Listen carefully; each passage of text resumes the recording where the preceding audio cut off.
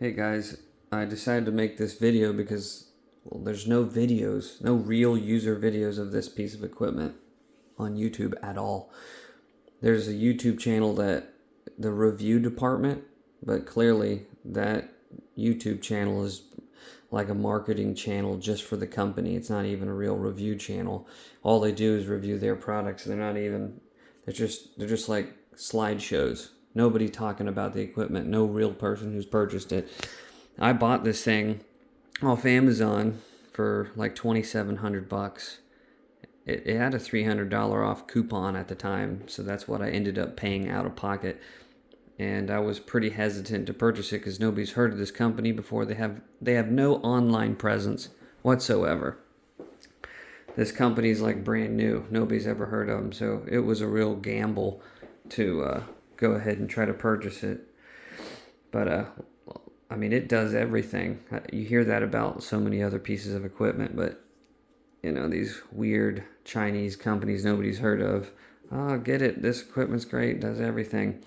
The quality is amazing. Whatever. But I was really impressed with this. The packaging of this was great. It came in a wooden crate, and it was 983 pounds. And inside the crate, everything was wrapped and bubble wrapped, and everything had a label on it. Everything had a sticker on it stating exactly what part that was. The instructions were super easy to follow. I didn't even search for a video, not that there probably would have been one, but there's only a handful of pages, and it's just really self-explanatory. It'll show you an isometric view, a picture of the, what you need to put together, and it just A13, A15, A20, and you just grab those parts, put it all together. It's not like they just give you a big bag of bolts and just go, good luck, pick what size you want. I mean, everything was packaged really well. It came in, like I said, a wooden crate.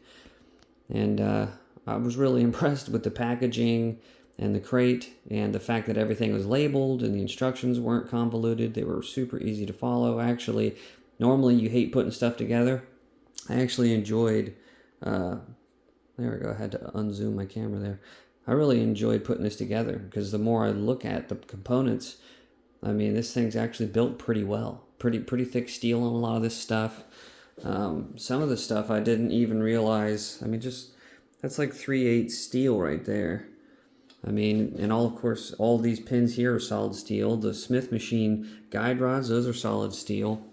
The bar, I weighed it with the little orange scale that everybody's got that they use on YouTube. Well, that bar weighed 46 pounds, probably a little bit extra weight because you've got, these are all solid steel, and that the arms are solid steel. But man, I really wanted this because it had a bunch of the features that I really wanted. One of the big hangups on all these personal trainers, because now they're a dime a dozen, is a lot of this two pulley deal is hooked right to the rails.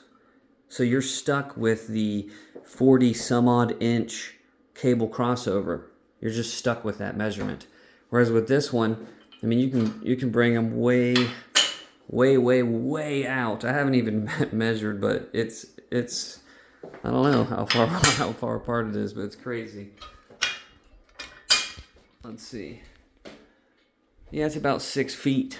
It's about 6 feet at its most extreme, and you can use it like that. As soon as you pull up on, I mean, this thing's butter smooth. And they even put, I didn't note it until I got it in, but these last two pulleys are aluminum pulleys. I mean, listen to how quiet it is. You almost can't even hear anything. It's crazy quiet, super smooth. Man, I love the cable crossover adjustment arms, man. They're awesome. They are awesome. Sometimes you really need them to be closer together, and sometimes you need them to be farther apart so you can get the proper stretch and proper angles and everything. But and then of course the low row, you can use one weight stack or two weight stacks, and I mean those pulleys are like on the floor. They're super low. They're only 2 inches off the floor. I was messing with doing belt squats with that the other day, and then you got safety spotters, that can come up. You can adjust those. I actually they give you a bunch of these rubber cushion things, and the instructions showed in the isometric view putting one down here, but then I noticed it showed it putting one on top of that safety spotter arm, but none above the spring. After I got it assembled, I was like, man, why do I have 4 extras?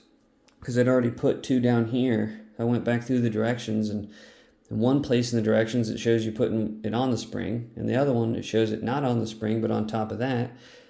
So I actually took a knife and cut these and split the 2 of them so I can pop them on and off whenever I want. And that's actually really helpful, because when I was practicing doing like incline press with this, these are like probably 6 inches apart. So your safety spotter, what if that's a little bit too high and you really need it to be just a little bit lower before it crushes you and hits your chest? Well, you can just pop a couple of these on here so it makes up the difference. So it was kind of nice to be able to pop them on and off and be able to tweak the height of this spotter even more. So I would recommend that. They really did a great job too. They didn't put any stickers on. I mean, they machine cut all of this out, I assume, with like a laser. I mean, the plates. So it's like a 3D, kind of a look. Looks really, really cool. The welds, all the welds were really solid welds. These arms are super smooth. Can't even hear it. I mean, I love the lat down. It's super high. These pulleys are higher than these pulleys, even though this is at full height. I mean, look how much higher it is. These are super high, dude. And I've got 8-foot ceilings, and I've had other pieces of equipment where I would use the pull-up bar and my head would hit the ceiling, but with this, at least for my body type, I'm 5'9", average height person. When I do pull-ups, my head doesn't hit the ceiling. I've still got a little bit of space. It's perfect. It just really worked out perfect. I like the nice little touches where they cut out these pieces of like 1/8 inch steel or 3/16 steel to support this, and then they like skeletonized it. Man, the light keeps blinding the camera. But yeah, it's a real nice touch. The thing is pretty solid. The uprights are a very odd size though. I haven't measured them, but according to the website and basically looking at it, it's supposed to be like 2.36 inches. And I'm told that Bells of Steel does a similar size upright. They feel substantial. I mean, I build a lot of my own stuff and fabricate my own stuff, cut and weld and grinding. I made my own power rack. For my very first power rack, I made my own. So my judgment on the quality of build is a decent, I've got decent judgment. I don't know if I'll use the landmine attachment, but it comes with it. I used to use it with my old equipment, but man, with this new setup and it having the jammer arms, these jammer arms are crazy. Like fully adjustable jammer arms, you can lock the vertical rotation or, make it to where you don't crush yourself, if you want to do bench press with it or something. But also, you can pull that pin, and when you do, bench presses the other way, you can bring your hands in and rotate. So they pivot both directions. That's really nice. I mean, they're plate loadable like most of them, but if you drop these cable trolleys down to the bottom, you could hook this, and I already played with this. You can just put a strap from there to there, and then you've got your jammer arms running off of your weight stacks. And what's another big concern that most people have? Oh man, I'm stuck with whatever weight stack I have. Not with this one. I mean, you don't even have to put these on, but it comes with them. And then you just throw more plates on there. You're never going to run out of weight. Ever. Like, there's no way. There's no way you could ever pick up all of this plus put like 6 45s on there or whatever, 3 on each side. There's just no way. How are you even going to use all that? And you got 2 stacks. So yeah, I'll never run out of weight. And then I really wanted, a lot of them don't have Smith machines, a lot of the bigger name ones. But boom, you got a Smith machine, so that's really nice. Yeah, really impressed with the build quality and the versatility. My ceilings are too short, but they give you spots to hang more barbells. but mine would hit the drywall, so I don't store my barbell there. And another spot down here on each side to store barbells. I mean, just these jammer arms, I'm sure you've looked on Amazon, they have this other kind of weird, kind of goofy looking setup. This hooks onto the jammer arms, and then they rotate. I mean, and then they're telescopic also. So you can just flip this around. You can use any grip you want. You can use whatever distance you want, almost whatever angle you want. They seem odd and clunky until you start to use them and you're like, oh my gosh, these things are very versatile. So I'm really impressed with that. That's been a nice thing. That's the leg holder for like when you do the lat downs. And I was like, man, how do you even use this? But because it just looks like a bar with pads. But you put the spotter arms on and there's a hole there. So you slide that pipe through the hole. Here's one of my gripes for this piece of equipment. This bar is so slick it would slide right in and out. So for $6, I ordered some of these because this is like a 1-inch bar. So I just put one of these little spring clips on, and I got a pack of 4 or 6 of them for $6, and that works perfect. You'd think, it's not gonna hold it. It holds it. It does not slide back and forth at all. So that fixed that little pet peeve. The one thing they definitely skimped out on was the carabiners. These are all my carabiners. I had a whole stock of freaking carabiners. I threw half of their carabiners away. They're just junky. It does come with like 4 of these little chains, which I haven't used for anything yet, but the carabiners they supply, like some of them were so stiff they didn't want to close again, which was almost kind of helpful. But some of them, the machining was so bad right there, they didn't even line up. They were just really bad machining, really cheap carabiners. I feel like they know you're just gonna use your own type of carabiners. These are a little bit bigger and a little bit beefier, so they're easier, and the ones I had are really, really smooth. And then on the lat down, I put really big ones just because it's just so easy to hook up attachments and stuff, when they're bigger like that. I mean, it does come, it comes with all the attachments. These spotter arms I thought were like defective. You see how the steels on this one side's bent in farther? Well, I started thinking about my other power rack I used to have, and it had a thumb screw there, so this wouldn't have wobble. But that overbend on this is like super intentional. I'm trying to hold this camera and do this.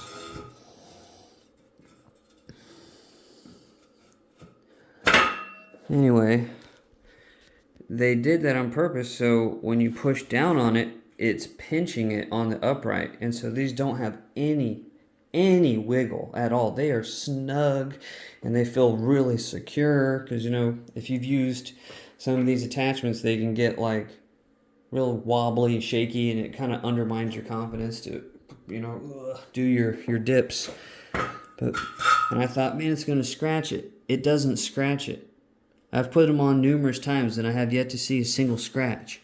I'm guessing the quality of this metal versus the quality of that metal or whatever. Plus this ultra smooth finish, like a nickel chrome coating, is really super, super, super smooth. These trolleys, when you unpackage these trolleys, you're like, man, these are heavy. But once you get them attached, they've got the cable system on there. They're not heavy. They're not really heavy to move up and down. They're just fine. But yeah, you start pricing what you can do with this piece of equipment versus what other pieces of equipment have and the cost. I mean, I was looking at